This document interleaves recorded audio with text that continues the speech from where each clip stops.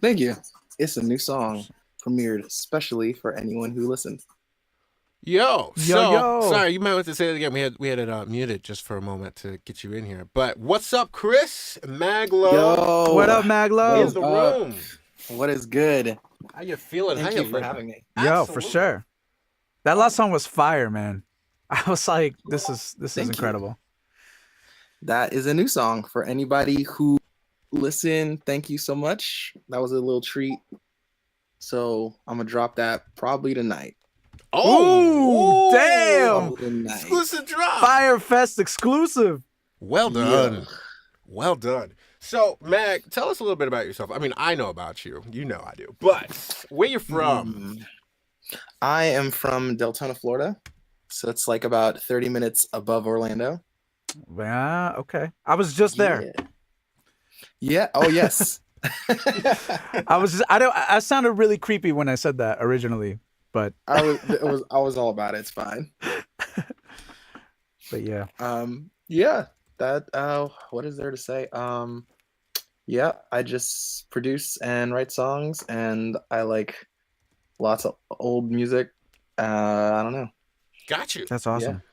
So from my from my purview, from what I've heard of you, the first time I heard your sound, the reason why I kind of resonated with so much was because it was really, it's not game intensive, but it harkened back a lot to 8-bit music or game sounds, and then combine that with like kind of soul and Mhm. hip hop in a way that I personally I was like, okay, I would do this, but I didn't know anybody else did this, and that was incredible to me. So I appreciated that. And why did you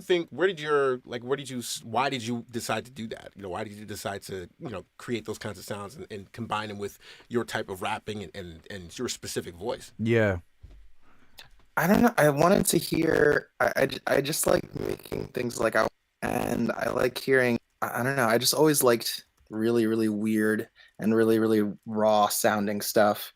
And I enjoy like hip hop with really, really strange instrumentation. Hmm. So I kind of it started kind of 8-bitty, but it definitely evolved into some other stuff. And there's a lot of like indie rock influences because before I made Mag.Lo and started doing stuff under that moniker, indie rock stuff, as blood that influences like Oh, Oh, hey Mag, give us just a hip second. hop. I think you're a little robot-y here. Yeah. Maybe try and like Oh, disconnect and reconnect there. I don't know why I did that. Yeah.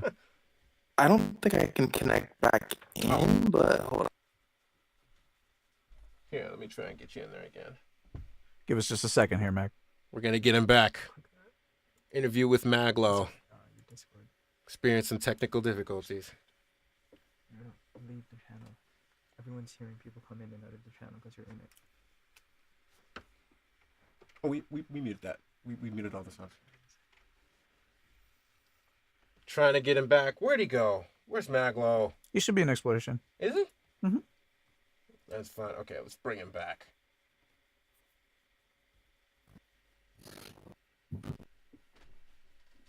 Mag, you with us? No, that's Kelby. Sorry, Kelby.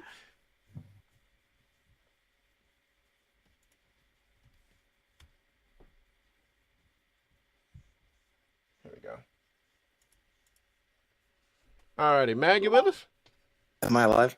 Yeah, Yay, yeah. there we go. I mean, it's still a little choppy. Yeah. That's all right. Cool. What were you saying? What were we saying? Oh, you were We're talking describing about your sound. your indie influences. You started Yeah. actually in indie. Oh yeah. Yeah, so yeah, I grew up with a lot of like indie rock music. Grew up with a lot of like Japanese music. Like it started off with like watching anime and of course like downloading the music from there. But then I got into the soundtracks and then that spiraled into just like looking into like indie Japanese music and getting into like Visual K stuff and like browsing message Yo, boards. Visual 'Cause- K. Yeah. I was a Oh huge fan. yeah. Me too. I Yeah. still am. I love Duran Gray a lot. Oh, during grade, Nightmare. Yes, Oh, Nightmare is I amazing. love them.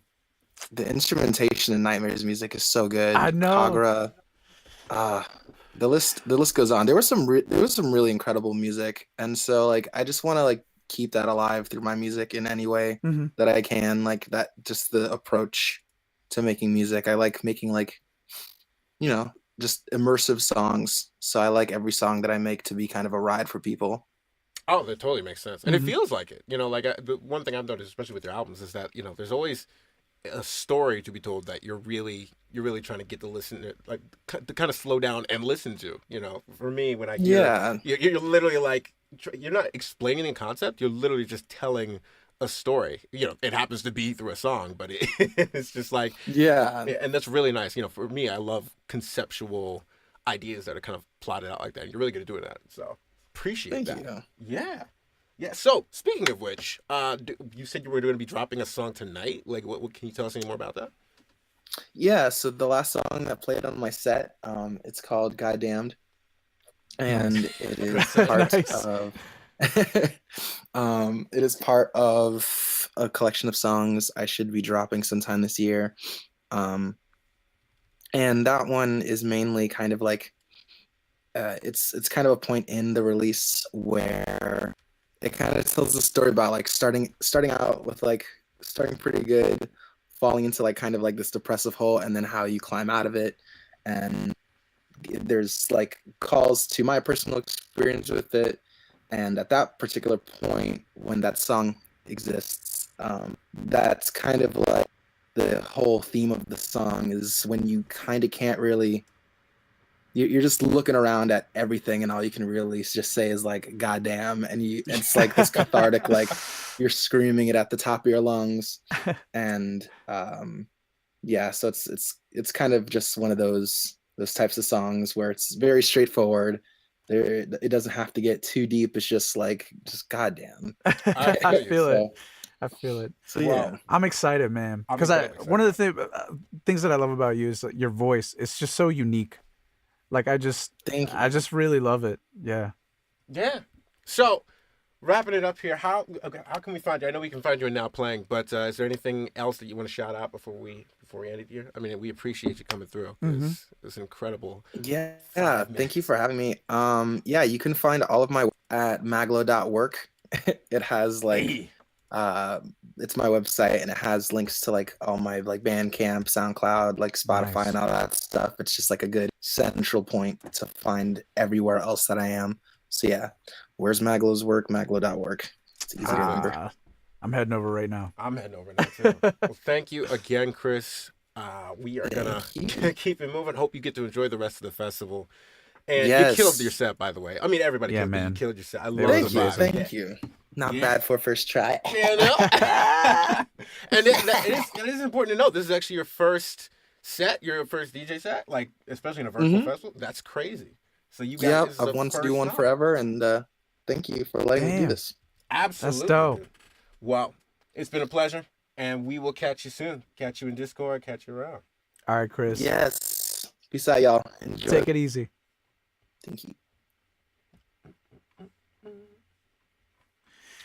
All right. Yeah. So that was Mag.Lo. Man, I've been wanting to meet him for such a long time. I know. Yeah. Well, yeah, I actually haven't officially met him yet. Just I over know. Skype and whatnot. But yeah, he's a dope individual. Yeah. Love him. So who do we got next? We're interviewing. So next is Sharam. Sharam. It's It's Sharam. Sharam. I hope I'm saying that correctly. I So think do I I. am. I really did Give too. me 1 second. Oh.